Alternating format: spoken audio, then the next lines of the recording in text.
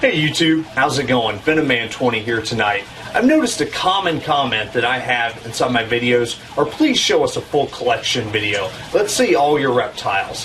Fortunately and unfortunately, a lot of my reptiles are kept at the zoo that I work at.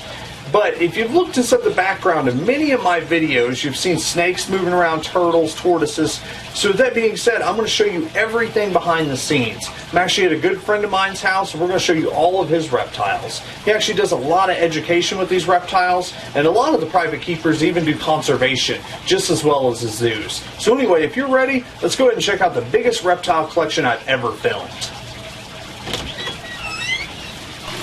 So right as you enter the room, these are the first guys you're going to see. These are actually Chinese soft-shell turtles. You've probably seen a couple of my videos in the past of little babies. These are actually the parents, or parent, I should say. So do you think we'd have both females here, or? Yeah, Brandon, these are both females, and they came from the Asian market. This is probably the #1 turtle raised in farms for food by the millions. They use it for food. And a lot of people are tempted to rescue them, you know. I took 2 of them here, but here's the mistake a lot of people make. Please don't take them and say, I'm going to release them in a lake or a pond somewhere, because they will survive the winters throughout much of North America.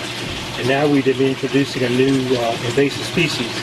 But in captivity in a tank or a pond in your backyard where you can't escape, they're pretty good. They're really, really hard to get readjusted because they're really greatly stressed when you get them. It's cold and usually somewhat dehydrated. But these guys have been here, I guess, about 6 or 8 months now. The 2 females, they'll get a little bit bigger than this. Very, very active turtles.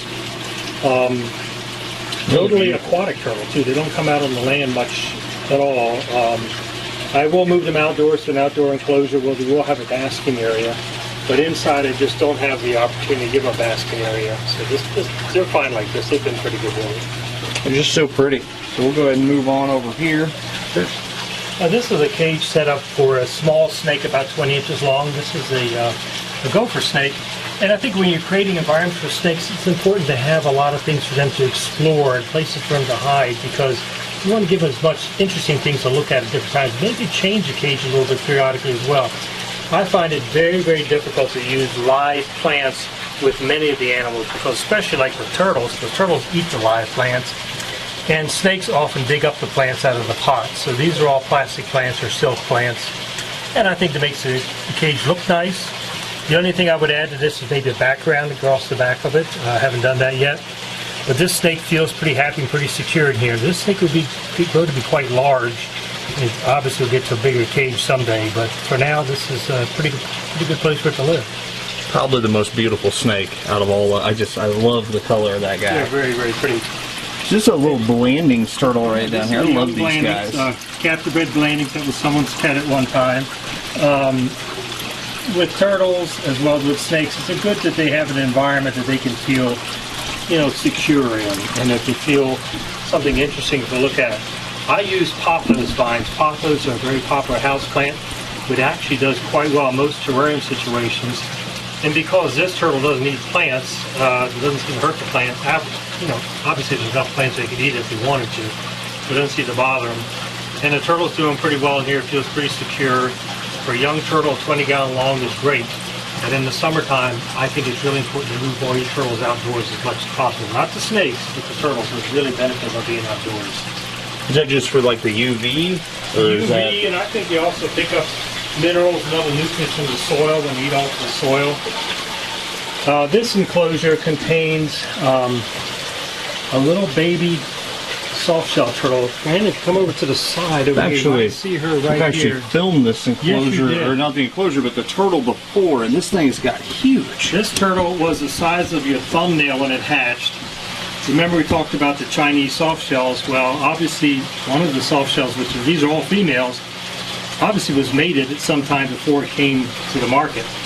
And it laid 2 eggs, and the eggs are about the size of, but not even quite a ½ inch in diameter.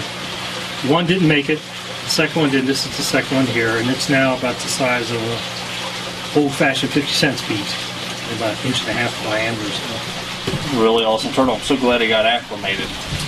This, I think, is so cool because you can just barely see him. He's hidden so well. Inside this enclosure is actually a Kenya African sand boa.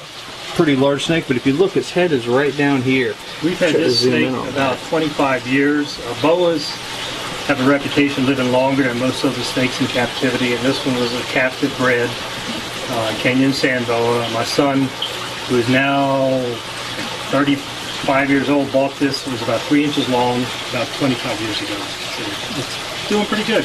Love how you hesitated on his age. Yeah, he's definitely going to see this video. I know the age of my snakes and turtles better than I do my own children. And this one in here, again, this is a much larger tank. This is a 70-gallon tank. Excuse me, 75-gallon tank.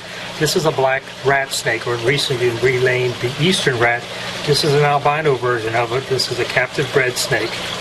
All of our snakes here are used for programs with the schools and universities and other groups and things like that, loaned out to nature centers and things like that as well. So these snakes are all being used to being handled by a lot of people. This is a beautiful, beautiful white black snake, gorgeous snake. It's pretty neat. Can't even see any pattern through on that. It's just beautiful. This is one of my favorite. Well, that's kind of interesting too. You got redfoot tortoise's eggs incubating up here instead of the plants. Well, you know, that's not the orthodox way to incubate eggs, but most of my eggs are infertile because I don't have a male. So I just set them there and I said, what the heck, let's see what happens. So it's like one of my favorites. This room usually is about 80 degrees all the time. Hostemi's grandis laying here all weird. Has a basking area, chooses to lay up here at the top of the ramp. Yeah, that and what do we was have? About 4 inches long. It was given to me, I guess, about 6 years ago. Big now. Good size to it. She has really grown quite a bit. What's this turtle right over here? That's another Asian turtle called a leaf turtle.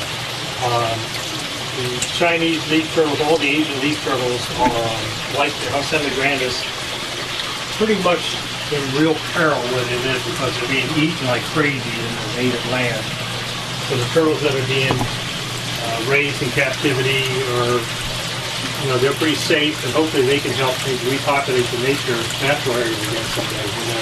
Who knows how to try it. It's really awesome. I love how clear the water is. You got another turtle. What's that last turtle down there that I can't really see right now? He's hiding. It's probably a reeve turtle. It's hard to tell. Oh, very big reeves. That's awesome. This is a pond. It's really a great way to do ponds. Get a pond liner, EPDM liner, make a frame of 2x10s, and then put your liner in there and get it set up just like you would a pond in the backyard. This is an above ground pond. It has served my purposes very, very well. It looks good, easy to keep clean. You got a good pond filter going here. The turtles seem to have a lot of room to swim around. That's one of the issues that people have with turtles. The turtles get larger. What do you do with them? Some of the alternatives to tanks maybe are swimming pools, kids swimming pools, or an above ground pond like this. I was going to say, you got huge tanks, which comes in pretty freaking handy. Yeah, but fortunately, a lot of people give me tanks as they get out of a lot of different types of hobby. This is a 125-gallon tank. Now, keep in mind, again, all these turtles go outside during the summer. This is where they spend the winter. Yeah, they may be a little bit more crowded than they are outdoors, but it's certainly better than freezing to death. These are still one of my favorites. These are African mud turtles. They're different from the helmeted turtle in that they have a hinged plastron, a slightly different shaped carapace, a little bit different color as well. Very, very tough turtles. They need to be kept warm. I mean, I don't put them outside until about mid-May or so, and the water temperatures are consistently in the 70s. And I've had one of these now for about 43 years now. that's awesome. And they all look so... These are all people's pets. That shows you how tough they are. They got such awesome personalities. Really, they're so really, playful. turtles are really smart. You know, they learn who feeds them, and they see us as something gentle and good to be near because we often have food for them. Oh, this is probably my favorite turtle in your collection. I got to be honest. Now, you know, we've talked about turtles being endangered in a lot of their areas. Well, this is the exception. This is one turtle that is doing very, very well throughout its range. This is the Florida softshell turtle. These turtles also are used for food throughout the South. If you travel throughout Florida, you see these guys everywhere. They get quite big. This one was a baby someone raised in this tank all of its life. It raised from a little turtle about the size of a quarter. It's in excellent condition. They took really good care of it, gave it a good diet. It also goes outside. Now, ideally, yes, it would be nice to have a basking area. I could build a basking area up here and then have a structure they climb out. But I've been keeping her this way now for 5 years or so. And as long as you keep the water very, very clean, which is really important with soft shells, she's going to be okay. And then when she goes outside, she has ample basking area outside. So, it's awesome walking up and seeing these guys basking because she's so huge. Like, I can't express how big she is. I mean, she's a very large turtle. And it's one of the few turtles that have lips. If you notice, the fleshy... And that beak lip-like underneath structure, is just... That beak is razor sharp. Very much like a snapping turtle.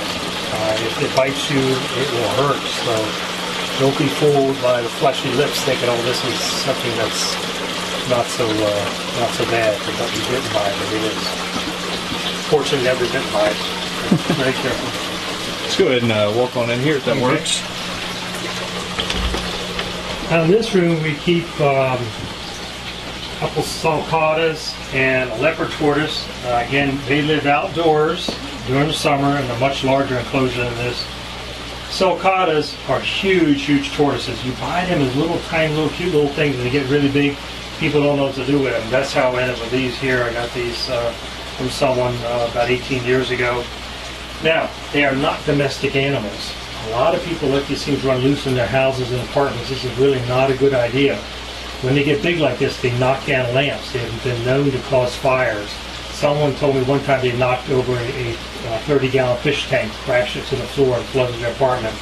Another person had one actually dig out through the walls of the house and get out into the backyard. That's crazy. Breaking down drywall, going through studs, anything they needed to. Going through aluminum siding like nothing at all. Yeah.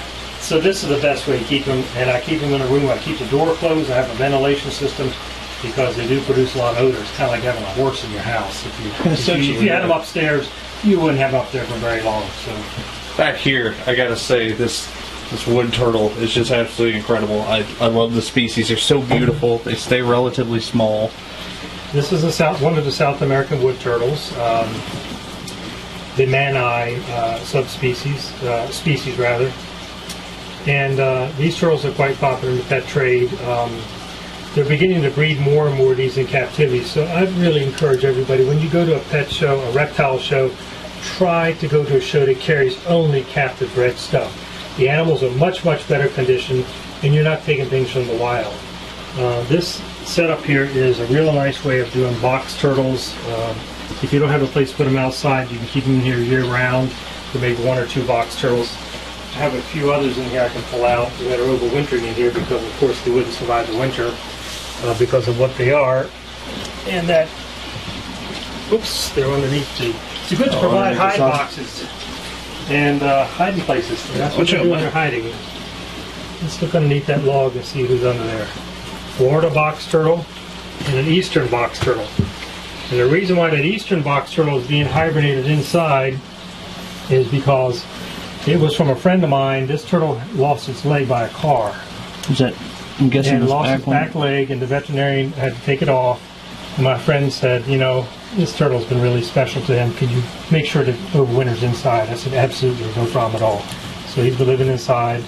And I use both of these for talks quite a bit with children, especially because they're such personable animals. And the Florida box turtle is absolutely gorgeous turtle. They're both beautiful. Both of these are people's pets at one time. So that's awesome.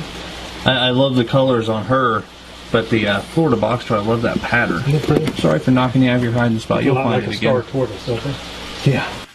Thank you so much for sticking with me all the way through this video. Make sure you check out parts 2 and 3 linked in the description. If they are not there yet, they will be uploaded shortly. Make sure you subscribe and share with all your friends. Have a wonderful night.